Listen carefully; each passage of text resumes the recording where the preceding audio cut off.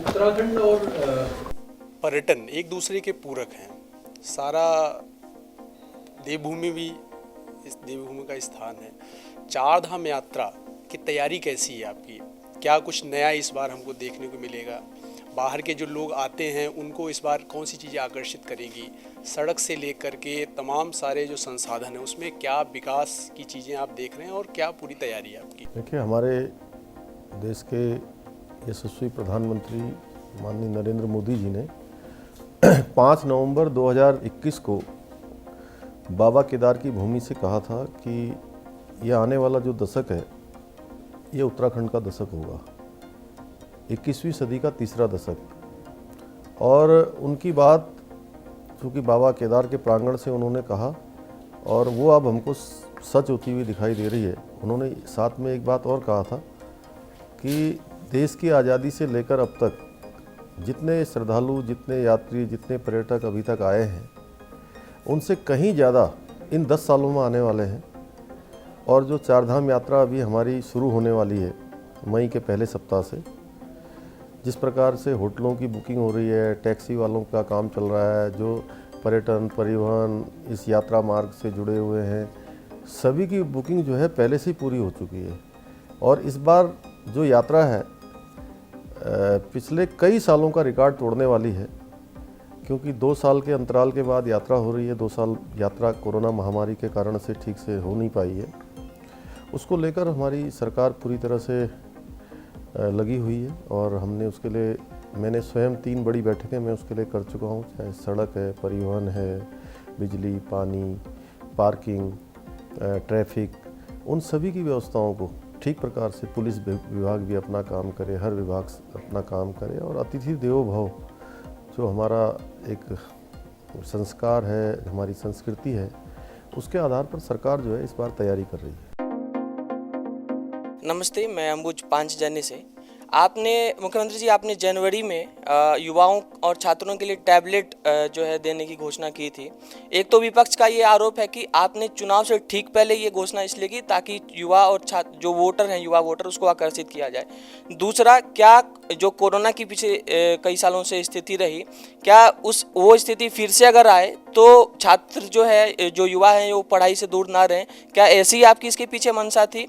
या फिर जो आप एक युवा मुख्यमंत्री हैं तो उत्तराखंड के युवाओं को तकनीकी रूप से उन्नत करने के लिए, तकनीक से जोड़ने के लिए एक दूरदृष्टि सोच के साथ आप जो है इस योजना को लेकर के आ रहे हैं और युवाओं को तकनीक और लैपटॉप टैबलेट के माध्यम से जोड़ने का की जो है प्रयास कर रहे हैं? जी अंबु जी, ऐसा है कि एक तो देश की आज़ादी के बाद से लेकर अब तक ये जो वोटों का सौदा है ये केवल एक ही पार्टी करती रही है, उस पार्टी का नाम है कांग्रेस पार्टी। और मैंने 3 जुलाई को मेरा पार्टी में ये दायित्व देने का मुझे फैसला हुआ। 4 जुलाई को मैंने शपथ ली थी और मैंने देखा था कोरोना महामारी के समय में ऐसे बहुत सारे छात्र हैं, छात्राएं हैं जिनके माता पिता के पास इतने साधन नहीं थे, संसाधन नहीं थे कि वो अपने बच्चों को अच्छे फ़ोन उपलब्ध करवा पाते या टैबलेट उपलब्ध करवा पाते। मेरे मन में था कि उन बच्चों को टेक्नोलॉजी का लाभ मिलना चाहिए और महामारी के दौरान उनको ऑनलाइन पढ़ाई मिलनी चाहिए। उसको ध्यान में रखते हुए हमने फैसला लिया था और 15 अगस्त 2021 को मैंने घोषणा की थी कि सभी जो हमारे 10th और 12th के बच्चे हैं और साथ में महाविद्यालयों में पढ़ने वाले, जो सरकारी कॉलेजों में पढ़ने वाले सभी छात्र और छात्राओं को हम टैबलेट उपलब्ध करवाएंगे। लगभग 2,65,000 ऐसे छात्र और छात्राओं की संख्या आई और उसको देने का हम प्रयास करते रहे। हमने सोचा कि पहले टैबलेट दे दें, लेकिन विभिन्न कारणों से, चूँकि बहुत सारी जो मार्केट में कंपनियां थी, कई बार ऐसा लगा कि उनके रेट ऊपर नीचे हो रहे हैं, कई चीज़ें हो रही हैं, तो हमने अंततः फिर उसको डीबीटी करने का फैसला किया। और अभी सभी छात्र, मैं चूँकि पूरे प्रदेश में चुनाव में भी गया तो सभी ने मुझे उसके लिए धन्यवाद दिया कि आपके कारण से हमको डीबीटी के माध्यम से पैसा मिला और हमने ये टैबलेट जो है खरीदा है। नमस्कार सर, मैं मनीष पाचेजन्य से हूँ। सर, इस समय सबसे बड़े मुद्दों में रोजगार भी एक बड़ा मुद्दा है, तो उत्तराखंड में आप औद्योगिकरण को बढ़ावा देने और रोजगार को बढ़ाने के लिए क्या प्लान है आपका? देखिए, औद्योगिकरण और रोजगार दोनों एक दूसरे से जुड़े हुए हैं। उसको लेकर एक तो जो उद्योग हमारे लगे हुए हैं, हम नए उद्योग तो लाना ही चाहते हैं, और उसके लिए हमने लैंड बैंक की व्यवस्था भी की है और उद्योगपतियों के साथ परस्पर संवाद भी किया है। उन्होंने पिछले कार्यकाल में मुझे एक बड़ा अपना ज्ञापन दिया था जिसमें उनकी जो ज़रूरतें थी, समस्याएं थी, उन्होंने लिखा था। उसमें से हमने सब अधिकांश का हल कर दिया है और मैंने सारे उद्योगपतियों से और उद्योग चलाने वालों से कहा है कि आप हमारे ब्रांड एम्बेसडर हैं। सबसे पहले तो जो उद्योग लगे हुए हैं उनके उद्योग चलने चाहिए। दूसरा, मैंने उनसे अनुरोध भी किया है कि जो आपके उद्योग चल रहे हैं उन उद्योगों में आप हमारे उत्तराखंड के लोगों को प्राथमिकता के आधार पर अपने साथ जोड़ें, उनको कहीं ना कहीं पार्टनर बनाएं अपने साथ। पार्टनर इस रूप में नहीं कि कोई कंपनी में शेयर देना है, पार्टनर इस रूप में कि उनको रोज़गार दें या अन्य जो भी रोज़गार से संबंधित काम हो सकते हैं उनमें कहीं ना कहीं उनको सहभागी बनाएं और उनके एचआर को बुलाकर, उनकी पूरे कंपनियों को बुलाकर, पिछली बार मैंने एक बड़ी बैठक यहाँ पर करी है, उस दिशा में हम काम कर रहे हैं। नमस्कार सर, मैं सुधीर। सर, उत्तराखंड में पलायन एक बड़ी समस्या रही है और इसको लेकर पलायन आयोग भी बना है, लेकिन अभी पिछले साल ही इसकी रिपोर्ट आई थी कि पलायन अब भी हो रहा है। तो पलायन कैसे रुकेगा उत्तराखंड से, इस पर कुछ प्रकाश डालिए।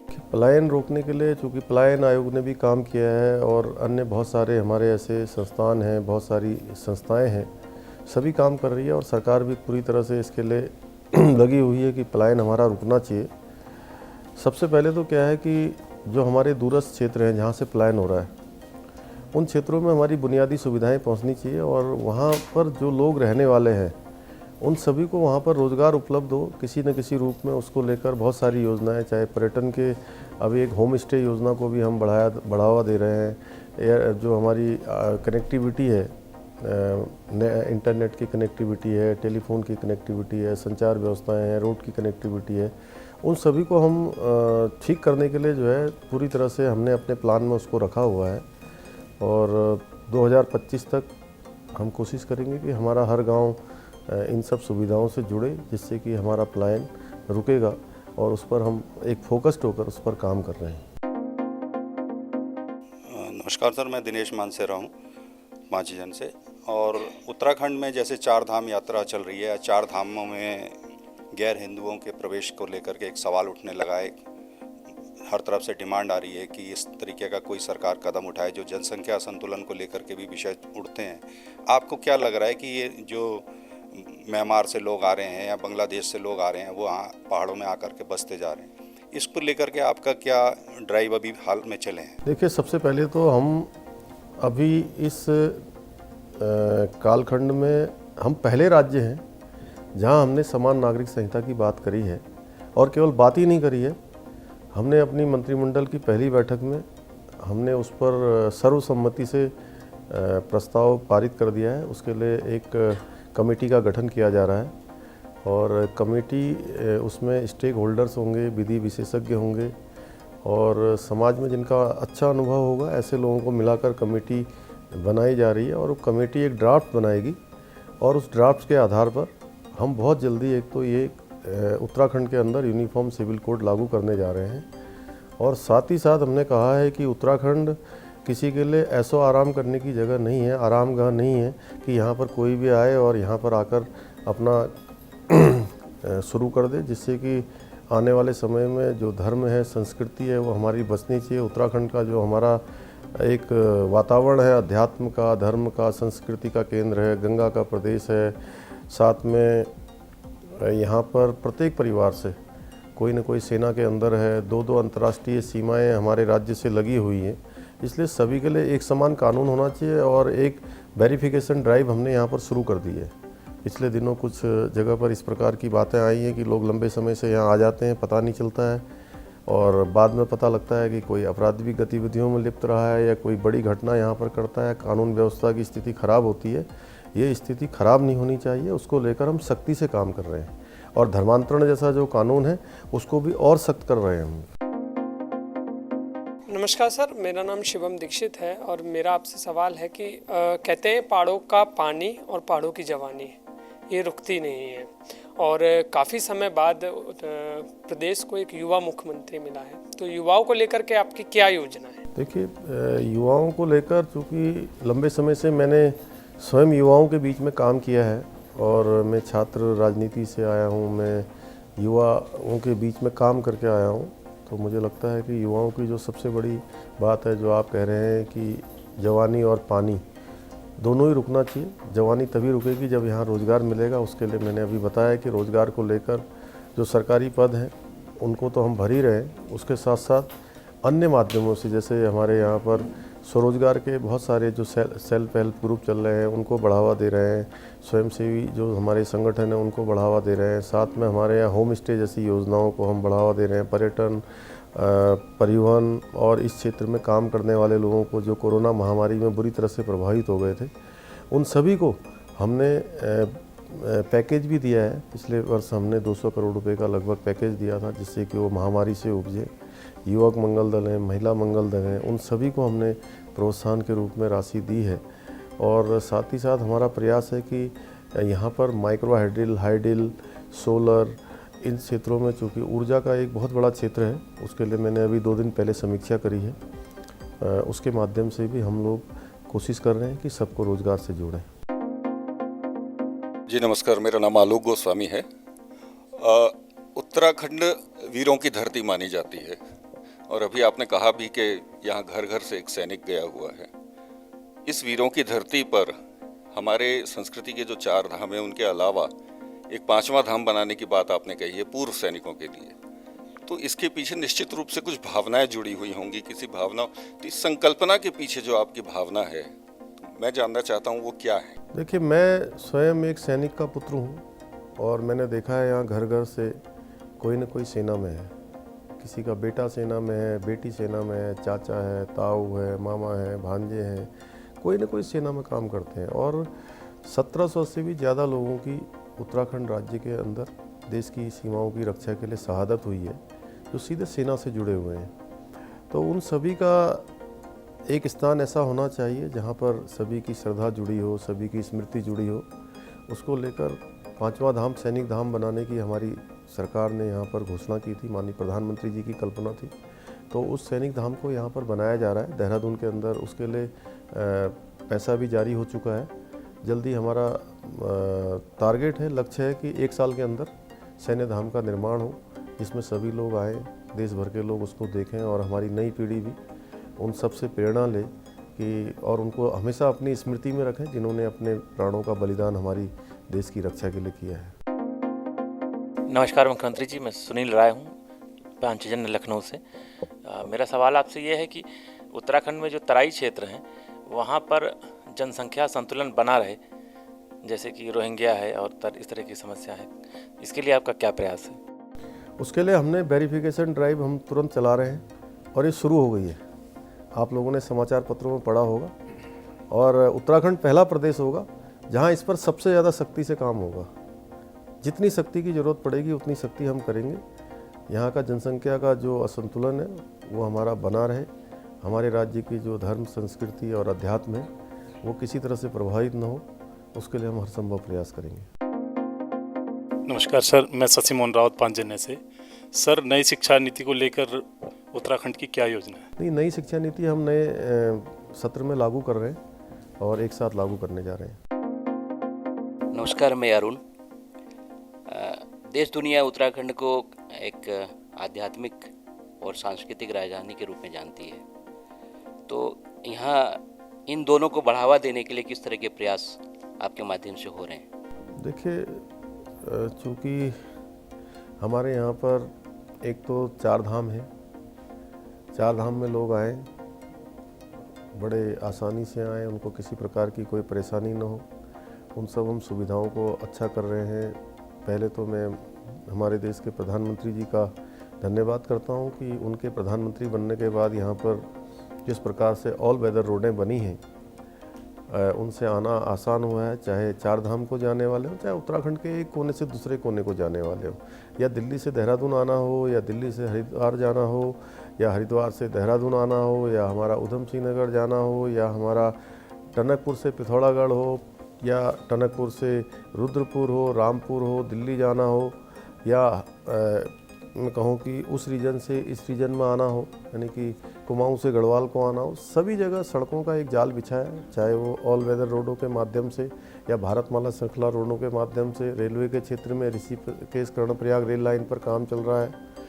तो ऐसी प्रकार से हवाई सेवाएं हम सभी स्थानों के लिए आसान और सस्ती कर रहे हैं। उसको लेकर हमने एविएशन टर्बो फ्यूल, जिसमें 20% का बेड दिया जाता था, जिसके कारण से हवाई सेवाएं महंगी होती थी और लोग अपना हेलीकॉप्टर यहाँ पर होल्ड नहीं करते थे, रात को अन्य स्थानों पर ले जाते थे। हमने उसमें 18% की कटौती करी है।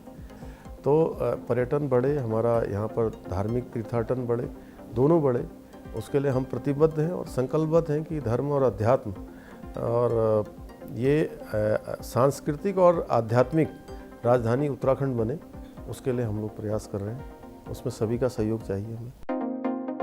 मैं संदीप त्रिपाठी। बड़ा अच्छा आपने कहा कि सांस्कृतिक आध्यात्मिक केंद्र बने। एक और जगह आप पहले स्थान पे आने वाले हैं, हिजाब वाले मामले पे आपने कहा कि समान नागरिक संहिता इसका उपाय हो सकता है। अभी केंद्रीय गृह मंत्री अमित शाह ने कहा कि उत्तराखंड से शुरुआत होगी, सभी भाजपा शासित राज्यों में समान नागरिक संहिता लागू होगी। तो देश में इसका आप नेतृत्व करने जा रहे हैं जो समान नागरिक संहिता का, तो इसकी संकल्पना आपकी क्या है, किस तरह लागू करेंगे? नहीं, देखिए, मैंने कहा कि इसके लिए हम एक स्टेक होल्डर्स, विधि विशेषज्ञ और समाज में जिनका अनुभव है, उन सभी को मिलाकर एक उच्च स्तरीय कमेटी गठित कर रहे हैं। और कमेटी गठित करने के बाद चूँकि जो समान नागरिक संहिता की एक परिकल्पना है, संकल्पना है, देश के अंदर लगातार इसकी मांग उठती रही है। संविधान की धारा 44 में भी इसका उल्लेख है कि राज्यों को इसको लागू करना चाहिए और उच्चतम न्यायालय ने भी विभिन्न अवसरों पर राज्यों को ये कहा है कि अपने अपने यहाँ इस प्रकार की कानून को लागू करें। और इसमें सबसे बड़ी बात है कि चाहे कोई किसी धर्म का हो, संप्रदाय का हो, किसी पंथ का हो, सबके लिए एक समान कानून होगा और वो कानून सबकी सम्मति से हम लागू करेंगे।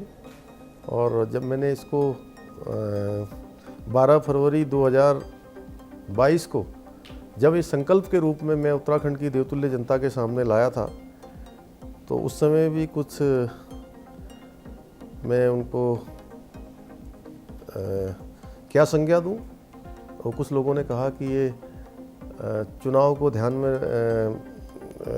या वोटों के लिए इसको किया जा रहा है। ये सब काम वोटों के लिए नहीं है, ये उत्तराखंड की धर्म संस्कृति को बचाने के लिए है। साथ ही साथ हम इसको लागू कर रहे हैं।